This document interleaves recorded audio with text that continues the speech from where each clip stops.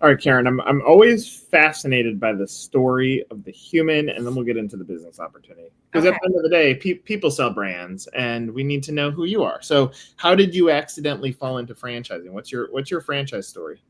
So I accidentally, and it really was an accident, fell into franchising about 14 years ago. And I was a teacher and I was looking to make a career change. And someone gave me a chance. I had no experience in franchise sales. I didn't really even know it was an option as a job or a career. But I was a teacher and someone saw the potential in me being able to guide people through the process and teach candidates about the brands. And that's how I entered into franchise development, quite by accident. But I was really good at developing relationships and then being able to guide people through the mutual valuation process. And so that's how I got here. I have always felt like sales it's almost like a dirty word. I'm glad that you use the term development at the end of that, because if you said who's going to do better, someone with a sales background or a teacher, I think a teacher for franchising makes complete sense, because you almost have to have a little bit of empathy. This is a big deal to invest your life savings into a business you have little to no control over. And so it's not about saying, go buy this car and here's the bells and whistles of this car. It's like, well, first of all, let's make sure that you are equipped to do this. Yeah.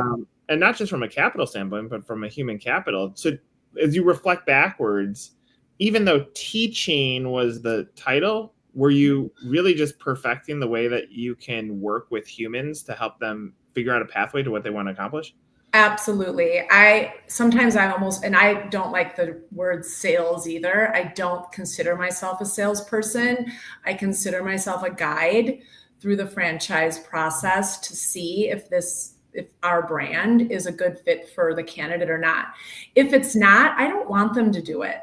I really don't. I want to bring really quality franchisees into our system because I want them to be successful. I want our system to be successful. I want the individual to be successful, and I want them to love their business. So I definitely consider myself more of a guide. Where have you been, if you look backwards, where have you been able to access some of the skills that you learned as a teacher with these candidates? Like, do you know the moment where you're like, okay, now it's time to be teacher versus... I think it's always time to be teacher. I don't want to bring someone into our system that doesn't want to be here, that it isn't a good fit. I think it's always time to be a teacher. And I think one of the skills that I have that helps me work with candidates, helps them feel comfortable, is that I'm a really good listener. I mean, I love to talk, right? Like that's, I think part of sales is talking too. But the fact of the matter is, the most important part of the process is me listening to the candidate to identify what they want, for me to make sure it's our brand, because maybe it's not. Yeah, that's right. All right. I have follow-up questions, but to position the brands that you work with, just so if someone's listening, they can hear. Now, let's attach your story back to a business. I'm working currently with Sola Salons and Woodhouse Spa. What do you see, if you zoom out, what do you see as special about either of those two businesses? I love these businesses so much. And I think zooming out, I originally came into our company with working for Woodhouse. And so if we're chatting, if we're going to talk a little bit about that brand, I just love how it even feels. Like it smells good. It feels good. Our company has such phenomenal support for the franchisees through the whole life cycle of their business. So I would never be able to be in development for a brand that I didn't feel passionate about. It's just not in my DNA. And so when I found this company, I was ecstatic. It's just a ton of phenomenal people, great relationships, strong brands. At the end of the day, of course, people want to make sure they're making money. So, these are really strong brands with a great business model. But the support is really significant. It's superior. I think about both of these businesses. these are not lower investment franchises. Correct. Change the level of the conversation. Like if I think about like a man in a van type business, that you absolutely have to sell the candidate through. Like they are likely investing every penny of their life savings. Here, you're going to leverage your assets, but it's almost like I would imagine it's a different candidate that comes to the table because they have to have had some financial success or career success to get to this level. Do you find that changes conversation one with them when they get on the phone with you, that it's not selling, now it's about like let's get to fit faster? Yes, absolutely. These are high net worth individuals. Typically, they're smart. They've gotten to where they are because they have good business background, potentially good at managing teams. They're very interesting, special candidates, and we do get to, is this a good fit quicker because of that? What are some of the counters or the reasons someone would not buy that come up where you have the answer and you can say, I understand that you feel this way, but here's the truth that you need to know? So for both of our brands, people come in maybe a little nervous about finding a location. That typically starts, they get scared that maybe they won't find the right location. That's really easy, a very, very easy hurdle for me to get over, because we have a really strong team that identifies the trade area first and foremost of where we want to put our brands. And then we have a phenomenal real estate team that helps them locate a site. So it's a hurdle, but we can get over it really easily. Our brands are so strong and well known that landlords are frequently coming to us and wanting to put Woodhouse Spa or Sola in their strip mall or in their space. And so getting over that hurdle is not hard for me. Yeah, I think about the real estate piece, and I've heard it with larger investment franchises, that it ends up being a hurdle that a candidate has to get over in their process. But what I say is, if the franchisor hasn't built infrastructure, then it probably isn't a good business, because they have to be in the business of getting you open, because that's how they make money off of royalty.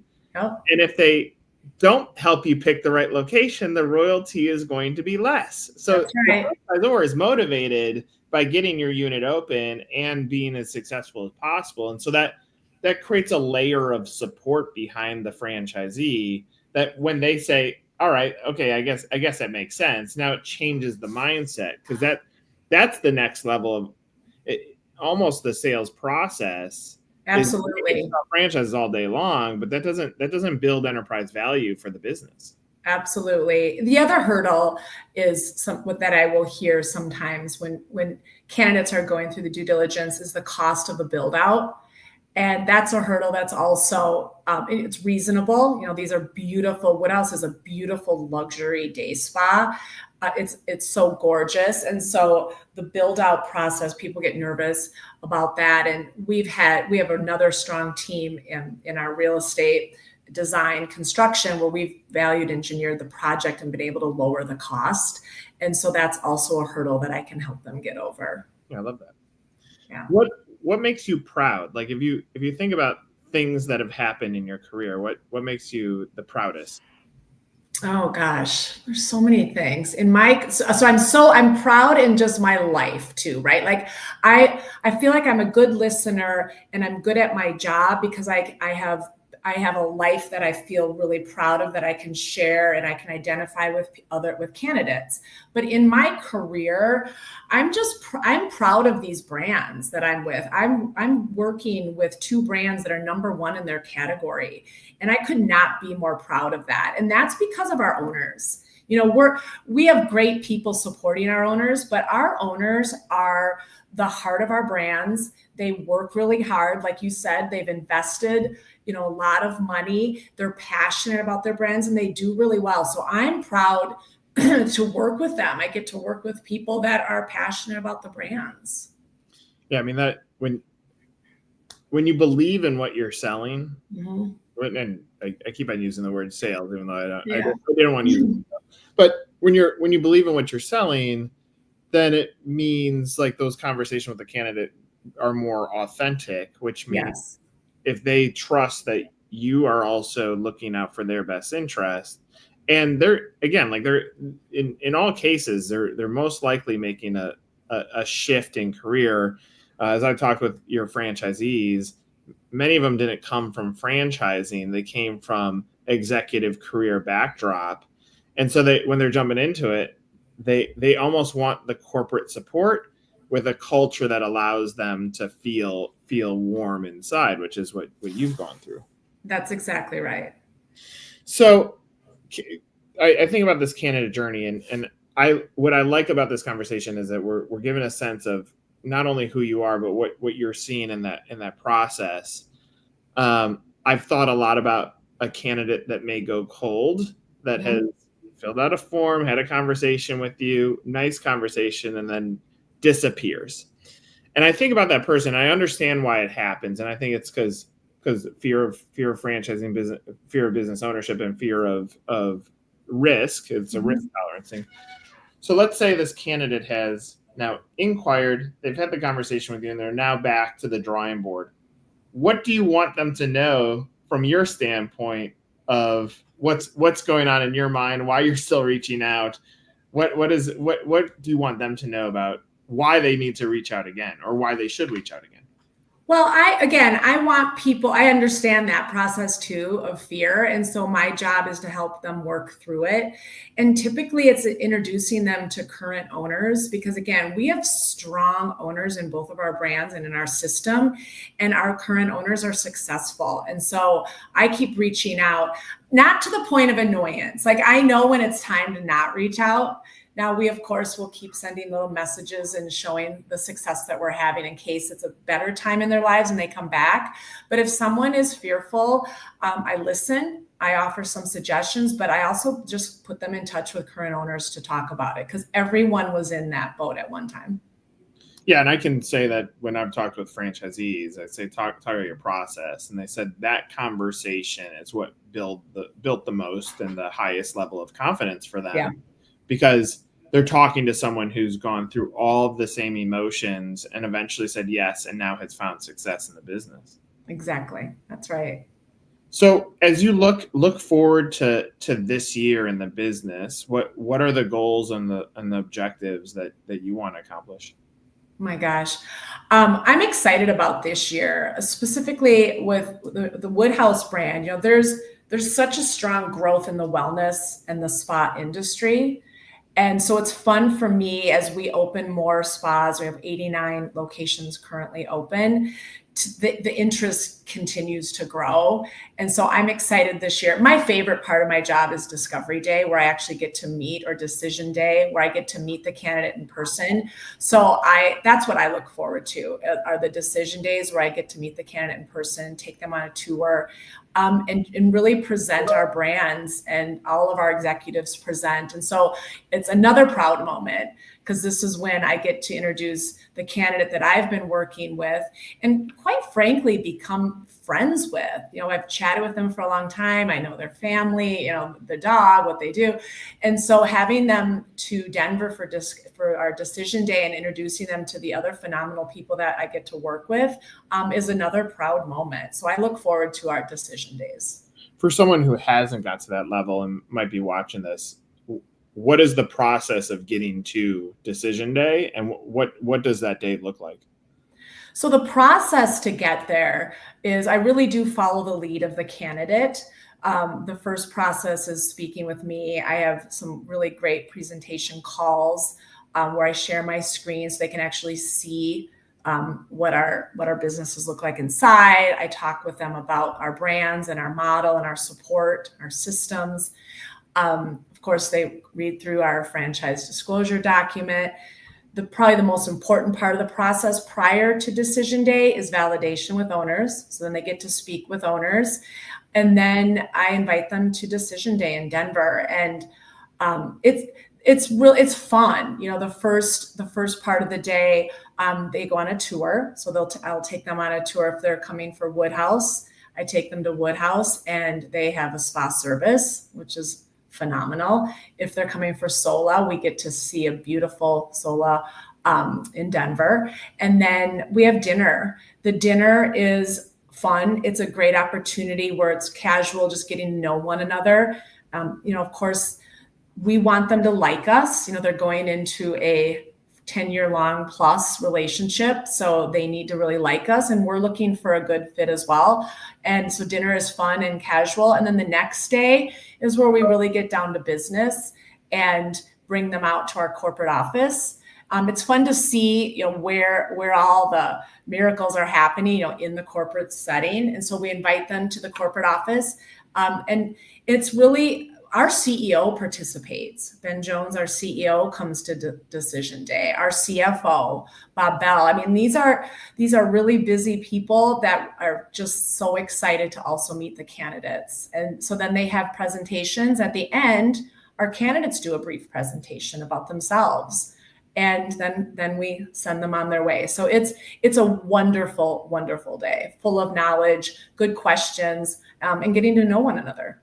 Is the expectation that they're making a decision then, or what is the timeline, or are you still at letting them go at their own pace after that? So the expectation is definitely not that they make a decision that day, but they've gone through the mutual evaluation process. We used to call it discovery day, and then we realized the discovery is happening prior to that day. They're discovering the brand, they're discovering the owners, the model. So we want them to be able to, that day, they're making a decision if this is a good fit or not. And certainly we're not expecting them to sign that day, but they definitely leave that day wanting to. And then we work together to get a franchise agreement in their hands and sign so we can get looking for real estate. I'm leading the witness with this question, but a decision day is also a two-way decision, because you're also looking at them. I've seen situations where a franchise candidate comes in, arms crossed, like, all right, go ahead, impress me. And I'm like, I wouldn't do that, because you're gonna be told no, you're not a fit. Like, it's a mutual decision at that point. Like, once you've check marked, yes, the financials make sense, now it has to be a culture protection for the business too. Oh, 100%. But that's my job. I shouldn't be bringing people in that I don't think are going to check the box. So that's my job as part of my process. Yeah, that makes sense. Yeah. All right, we'll close on this. Let's say there's a candidate out there watching this. Mm-hmm. What do you want them to know about the business opportunity to make them say, okay, it's now time to schedule a time to talk with you? Oh my gosh. Both of our brands are number one in their category. So it is time to call me. We have great markets available for both of the brands. Specifically when I think of Woodhouse, this industry, especially since the pandemic, has grown just because people are looking for opportunities for wellness and self-care. And so this is an industry that's $64 billion and growing. We have multiple revenue streams. So specifically to Woodhouse, this is a brand that's taking off. The spa industry, I mean, there's the ability to generate a lot of revenue with this business. And with Sola, when I want people to know about Sola, it's such a unique model, because not only is the candidate a business owner, but they're allowing and helping and encouraging 30 to 40 beauty professionals to be entrepreneurs too. So it's a very special and unique model. So they're both these brands are elevated in their appearance. I would consider them both luxury brands. And we have some good markets available for both. So it's a fun time to be a part of this company. Yeah, I think you guys have done a great job of establishing enough research material that exists around the web so the candidate can feel comfortable with it. Yeah. As I've talked with franchisees, the Sola franchisee is a business operator, and they see the possibility of the business operation. There are still tremendous territories available, but if you look at deteriorating availability, it is absolutely deteriorating, because it's a good business model and more people are swallowing up territories. And so there Right. is a little bit more of a fear of missing out with Sola. Yeah. On the Woodhouse side, like, every franchisee, when they tried the product, tried the experience, they fell in love with it, which I think that emotional side ends up being so critical, because this is something that you're going to be a community champion for, opening this in your community. And so Absolutely. it is a big deal. And you can see that they're super proud of what they've built. And so from my standpoint, if there's someone considering this, and I always make this advice, it costs them $0 to have a conversation with you. And there's no risk to it. And you can find out a lot more about why this would make sense and whether this would make sense for you by actually having a conversation. I think that's the secret of franchising. It costs $0 to fill out a form and have a conversation, and it gives you tremendous insight whether it makes sense for you or not. Oh, absolutely. And I love speaking to people. And I'm not salesy. I'm a guide, and I love the brands, and I'm passionate about both of them. That calling me and just getting some information is not only easy, but it's fun. I have a good time with this. This is really enjoyable for me. And so I'm not intimidating. And I can give some information without stressing anybody out. So yeah, it's free to call. That's right. I love it.